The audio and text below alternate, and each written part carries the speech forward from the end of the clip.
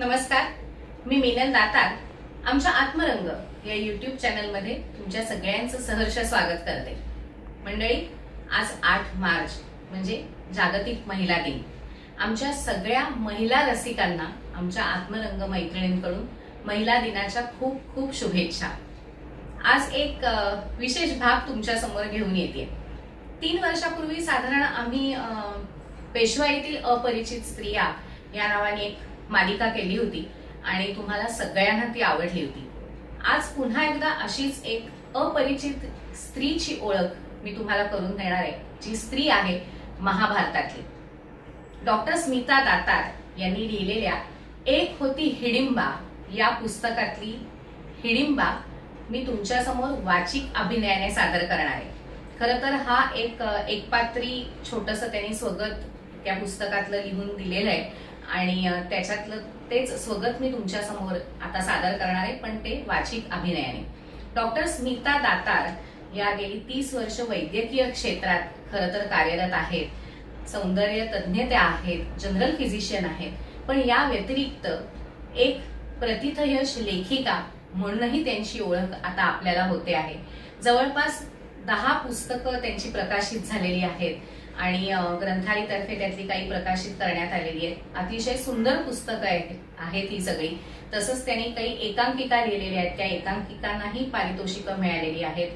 अयोध्येची उर्मिला या त्यांच्या पुस्तकावर उर्मिलायन हे एक व्यावसायिक नाटक देखील रंगभूमीवर येऊन गेलेलं आहे, त्याचे प्रयोग सुरू आहेत। आपल्यातल्या काही जणांनी ते पाहिलेही असतील। तर त्यांनीच लिहिलेल्या एक होती हिडिंबा या पुस्तकातला एक छोटासा नाट्यप्रवेश मी तुमच्या समोर सादर करणार आहे आणि मला खात्री आहे की तुम्हाला तो नक्की आवडेल। वारणावतमध्ये कौरवांनी रचलेल्या अग्निकांडात पांडव लाक्षागृहातून जीव बचावून बाहेर पडले। खूप दूर असलेल्या निबिड अशा काम्यक वनात ते शिरले। या भयावह जंगलात राक्षस होते। रात्री प्राण्यांची आणि सुकलेल्या वाटसरूंची ते शिकार करायचे। अशीच जंगलातील एक किर्र रात्र। हिंस्र प्राण्यांचे घुबडांचे आवाज, वाघाच्या डरकाळ्या ऐकू येत होत्या। रात्रीचं जागं होणारं राक्षसांचं जग। एक राक्षसी काळोखात शिकार शोधत होती। तेवढ्यात एका तरसानं तिच्या समोर झाडीत उडी घेतली। त्या राक्षसीने झाडावरून उडी घेऊन त्याचा पाठलाग सुरू केला आणि तिने नेम धरलेला तीर त्या तरसाच्या 2 डोळ्यांमध्ये आरपार गेला। ते धूळ खाली कोसळलं। शिकारीपर्यंत पोचायच्या आत तिला काही मानवांची चाहूल लागली। चालून थकलेले पांडव झाडाखाली विश्रांतीला थांबले। भीम पहारा देऊ लागला आणि त्याच्या समोर आली एक राक्षसी। बलाढ्य भीमाशी तिची दृष्ट भेट झाली। आपली माया वापरून हिडिंबा मानवी भाषेत बोलू लागली। थांबा, कोण आहात तुम्ही? हे राक्षसांचं हिडिंब वन आहे। माझा भाऊ हिडिंब या वनाचा राजा आहे। मी त्याची बहीण हिडिंबा। भीमाने क्रूर अशा हिडिंब राक्षसाला ठार केलं। हिडिंबा भीमाच्या प्रेमात पडली। कुंतीनं त्यांचा गांधर्व विवाह केला। त्यांना घटोत्कोच नावाचा मुलगा झाला। 1 वर्षानंतर भीम मात्र पांडवांसह हिडिंबेचा निरोप घेऊन निघून गेला। अनेक वर्षानंतर होऊ घातलेल्या कौरव पांडव महायुद्धासाठी भीम आपला पुत्र घटोत्कोचाला नेण्यासाठी हिडिंबेकडे आला। प्रदीर्घ अशा विरहानंतर भीम आणि हिडिंबेची ती पहिलीच भेट होती। घटोत्कोचा, तुझा पिता येतोय। तो पहा, भीम येतोय। फारसं सैन्य नाही सोबत। इतक्या उंचावरून मी कसं ओळखलं? मी कशी विसरेन त्याला? गटो, जा, पित्याला सन्मानपूर्वक घेऊन ये। कसा आहेस भीमा? ये, तुझं स्वागत आहे। ही मोरवी, घटोची स्त्री, आणि हे बार्बरिक, अंजन पर्वा आणि मेघवर्ण, घटोत्कोचाचे पुत्र। आश्चर्य वाटलं ना? इतका दीर्घ काळ लोटला, तू आला नाहीस। मी का रडतीये असं विचारतोयस?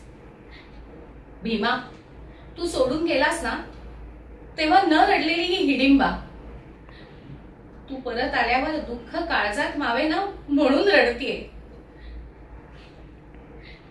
खर तर मी आनंदी व्हायला हवं होतं. मग मला दुःख का होतंय हेच विचारायचं आहे ना तुला? मग ऐक तर, तुझ्या येण्याचं कारण जाणून रडते असं समज. मी कोड्यात का बोलते असं म्हणतोस? इतर स्त्रियांसारखी म्हणजे तुझ्या द्रौपदी सारखी, की इतरही स्त्रिया आहेत तुझ्या आयुष्यात? खर तर तिच्या पुढे इतर कोणीच नाही, मीही नाही. नाहीतर तुला माझी आठवण आली असती. ती द्रौपदी इतकी सुंदर आहे. मीही खूप ऐकलंय तिच्याबद्दल. तिच्यामुळे माझी एकदाही आठवण झाली नाही तुला, होय ना? काय म्हणालास? माझे केस रुपेरी व्हायला लागलेत? हो, कारण मला तुझ्या द्रौपदी सारखा आजन्म कुवारपणाचा वर नाही ना मिळालेला. एक खरं सांगू का वृकोदरा, माझ्यासारखं लसलसत्या ज्वाळानी अंगभर आग लपेटून घेणारं प्रेम करू शकली असती ती तुझ्यावर? इतकी झोकून देऊ शकली असती का ती स्वतःला? वाटून घेतलीत ना तिला पाचांमध्ये? मग कितीशी वाटणीला आली रे ती तुझ्या? का विसरलास मला? का विसरलास? सांग ना, बोल बोल भीमा. कुणी पाठवलं तुला इथे? कुंतीनं? या दिवसासाठीच तिनं तुला माझ्याशी लग्न करायला लावलं, हो ना? सगळं ध्यानात आलंय माझ्या. तेव्हा नव्हतं कळलं. तेव्हा फार भोळी होते रे मी. तुमची मानवांची जगरहाटी आम्हा राक्षसांना कशी कळणार? पण नंतर त्या चतुर्मातेनं काय केलं हे समजलं मला. आम्हा राक्षसांशी संबंध जोडून दुर्योधनापासून संरक्षण मिळवलं तुम्ही. जंगलात राहायला आसरा मिळवला आणि मिळवलं एक शस्त्र, आपलं मूल. का? कुंतीला बोलले म्हणून रागावलास? सत्य टोचलं? तुम्ही मानव सत्य असत्य मूल्य याला जपता ना? मग हेच सत्य आहे की घटोत्कच नावाचं शस्त्र तुम्ही गेली 40 वर्ष तयार केलं आणि तेच न्यायला तू आलायस, बरोबर? बरं, शस्त्र नाही, पुत्र घटोत्कच. अत्यंत पराक्रमी अशा माझ्या घटोत्कचाच्या शक्तीचा प्रत्यय तुम्ही घेतलाय. आता दुर्योधनानं युद्धासाठी तुमच्या विरोधात राक्षस सेनेशी संधान बांधलंय. माझा घटोत्कच कौरवांच्या राक्षसी सेनेचा पराभव करेल याची खात्री आहे तुम्हाला. पण मी म्हणते भीमा, साक्षात तू स्वतः असताना पांडवांना राक्षस सेनेची गरजच काय? बलाढ्य राक्षसांना उभा फाडणारा तू आम्हा क्षुद्रांकडे मदत मागावीस?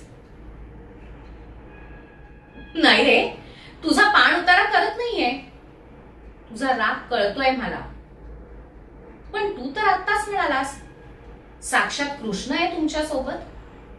कृष्णानं तुमचा पक्ष घेतलाय म्हणे. दृष्टी का टाळतोस भीमा? म्हणजे कृष्णानं तुला इथं पाठवलंय का? बोल ना.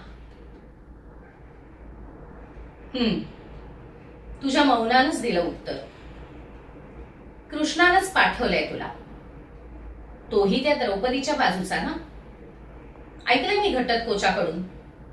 द्रौपदीवर जो अत्याचार झाला त्याचा सूड घेण्यासाठी होतंय ना हे महायुद्ध. आणि तू कसा होऊ दिलास रे अत्याचार? तू तिथेच होतास ना वृकोदरा. आणि तुमच्या स्त्रिया तरी अशा कशा रे?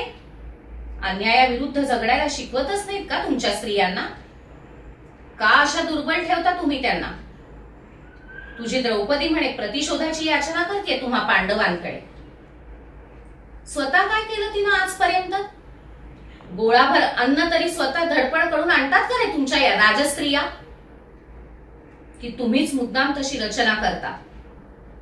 एकदा ही विषमता निर्माण केली की स्त्रियांना हवं तसं वापरायला तुम्ही मोकळे. मग चालतीये एकच पत्नी सगळ्यांना? ओरडू नकोस. स्वतःच्या हिमतीवर तुमच्या स्त्रिया मुलांना तरी वाढवू शकतात का? स्त्रियांनी केवळ हट्ट करायचे आणि तुम्ही ते पुरवायचे. त्यांना सुगंधी फुलं हवीत म्हणून तुम्ही डोंगर पालथे घालायचे आणि त्यांना सूड हवा म्हणून तुम्ही युद्ध लढायचे. यातलं काहीच जमलं नाही तर मुळू रडत बसायचे. हिडिंबेला यातली कशाचीच गरज लागणार नाही म्हणून आला नाहीस ना भेटायला भीमा? फुलं हिडिंबा स्वतः आणेल आणि मुलं तीही ती स्वतःच वाढवेल. तिला ना प्रलोभनांची गरज ना आधाराची. म्हणून भेटायला आला नाहीस ना भीमा? पण हिडिंबेला प्रेमाची गरज आहे हे विसरलास.